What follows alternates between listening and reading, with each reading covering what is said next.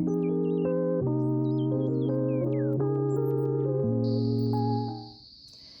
to the first block in the free motion quiltalong. This block I have called No Hating on Hate Street, and all of the blocks are named after a place or a time of our visit to Houston and San Francisco last year. So we went to Haight-Ashbury in San Francisco after we went to the Houston Quilt Show. We went to San Francisco for a few days, and I really liked Haight Street in itself for its kind of eclectic mix of shops and its hippie history. So I thought that this block kind of aptly looked a little bit psychedelic, reminded me of Haight Street. So what I have done to prepare my block for quilting, because I'm trying to challenge myself to use my rulers a little bit more, I haven't traced every single line in. Instead, what I've done on my fabric is I've just traced in these points. So everywhere where there's a point where I need to turn and move my ruler, I put a little dot point, and I'll show you that in a sec. I haven't traced in the ribbon candy kind of swirl pattern because I'm going to do that by myself.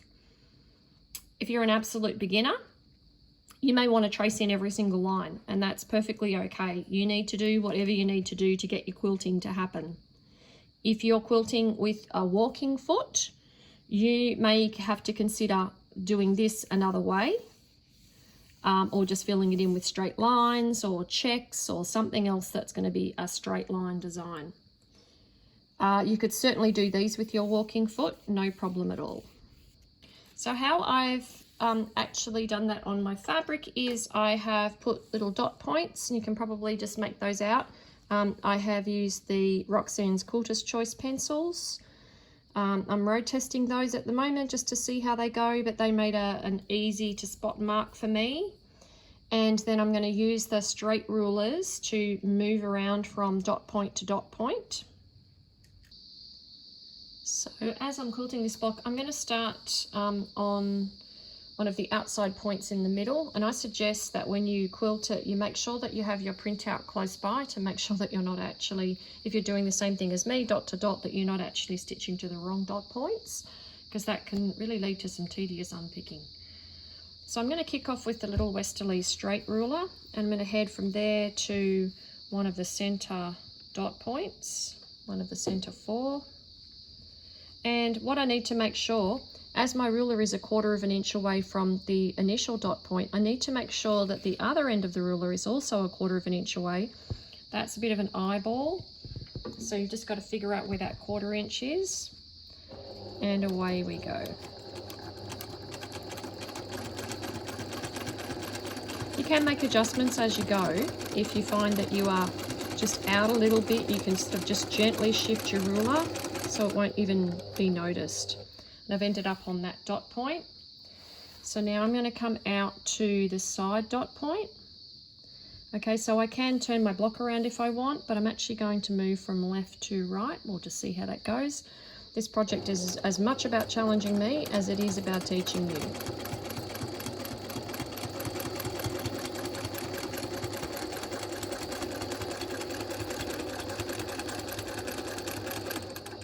Now we're out to that side, and then we're going to come back to one of the other inner dot points, the one opposite. Again, making sure that my ruler is that 1/4 of an inch away.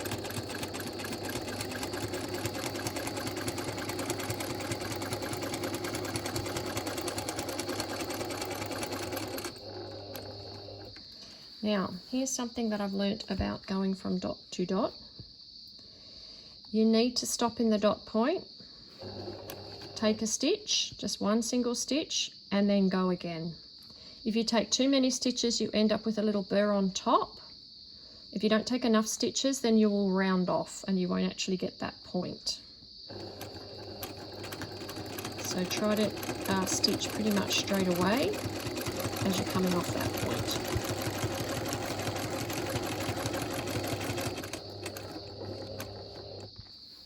And then we're going to head back. I'm going to actually look behind my machine and situate that ruler again 1/4 of an inch away from the dot point.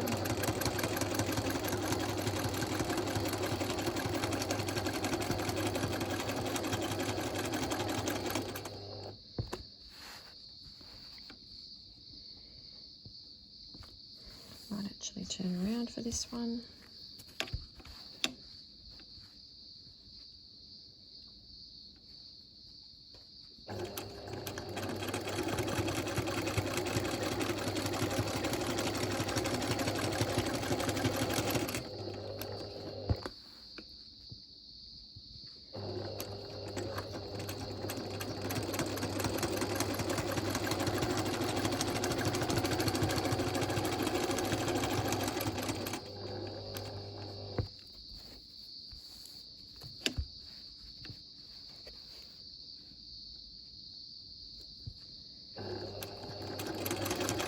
Back at the beginning again.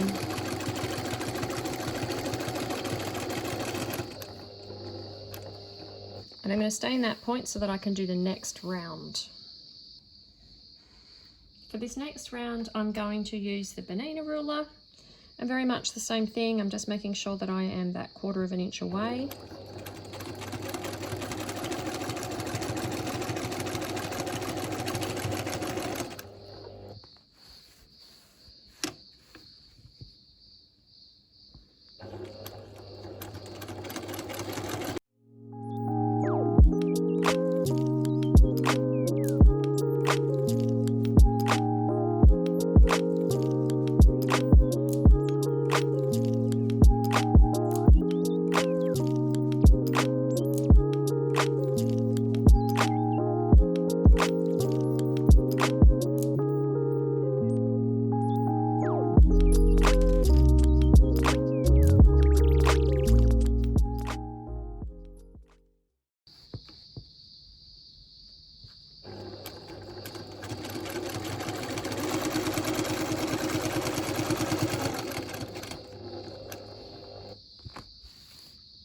Okay, so that's the next round done with the banana ruler. For the last or second last round, I've got our all-rounder ruler on, and I have the foot situated in the straight channel, and I'm heading for the dot.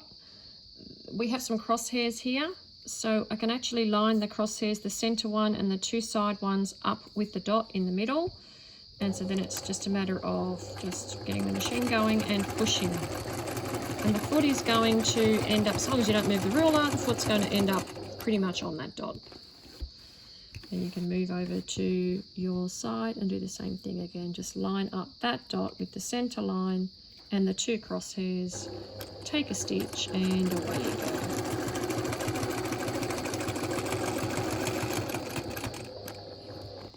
I do prefer the channel rulers just because with a straight edge you can slip off the edge all too easily. With these guys, your foot has nowhere to go. It is contained within the channel. So long as you point it in the right direction, you're not going to have any problems with the straight lines.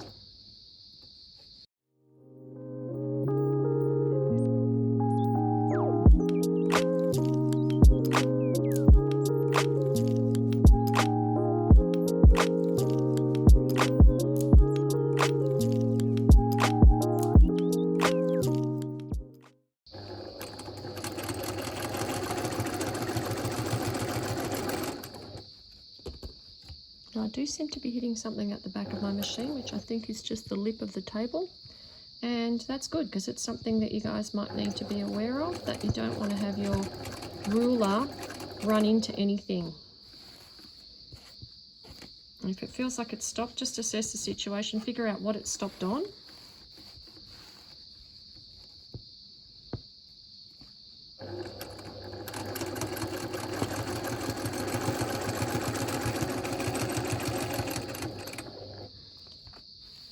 There we go, round 3's done.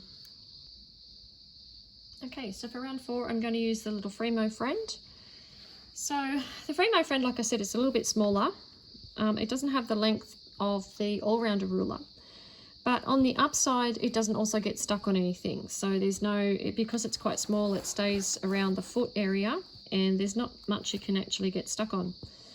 So it'll just make it from here to this line with the dot lined up in the crosshairs. But if I was worried that it wouldn't, that it would move around up here, then I can just put the line on the dot.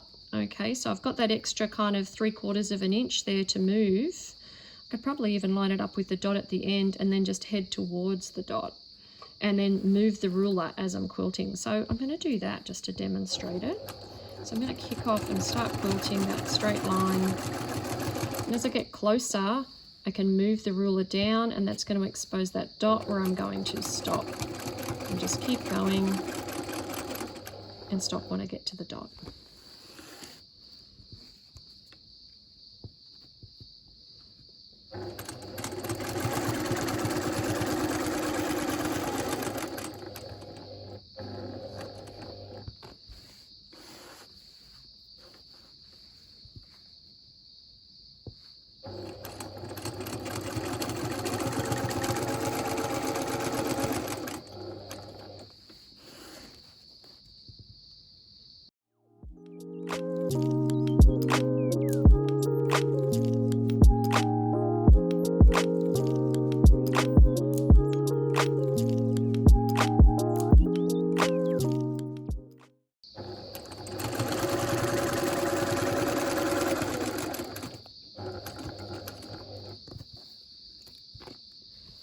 And that's round 4 done. And you can see that the block is actually really starting to take shape now.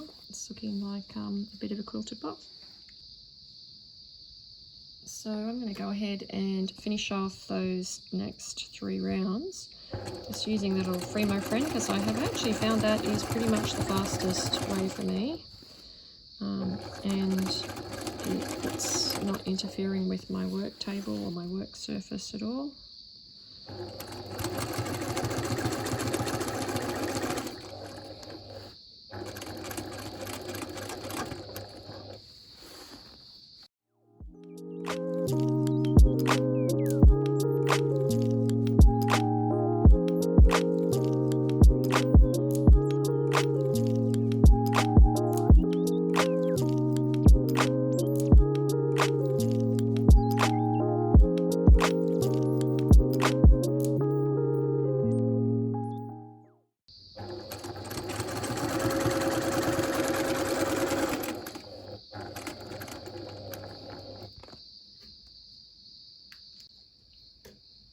So I'm just going to finish off and go around the outside edge, and I think I'm going to be able to make it with my Fremo friend. I am a good 3/4 of an inch off hitting that line, but I think I can make it work.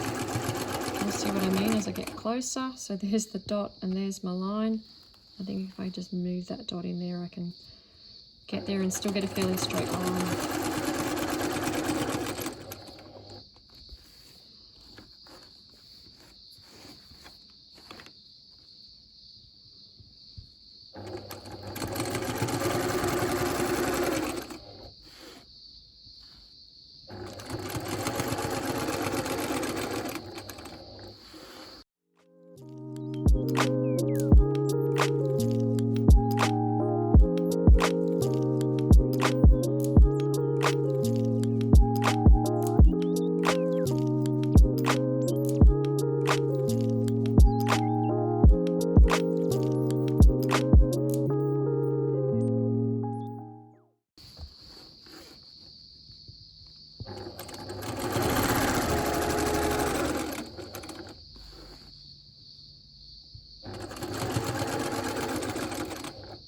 There we are back at the beginning, and all of the ruler work is done.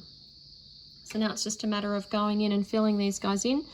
Now I can do that with this foot because I can see through it, but if you can't, you can put on your regular free motion quilting foot to do that. Actually, I might just swap over to that foot now. So the fill in for this block is just like a loose open ribbon candy. There are drills for that on the Facebook page, so if you haven't had a chance to practice already, it's probably an idea to practice before you start laying those fill-in designs down on your quilt blocks.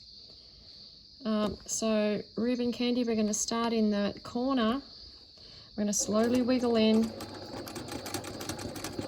and just fill it in with a nice loose open design.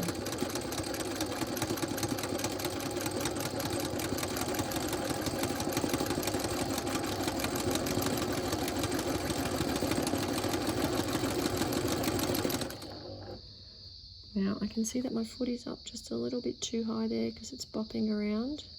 So I'm just going to lower it down a fraction. And a little bit more. There we go. Just a bit less jumpy.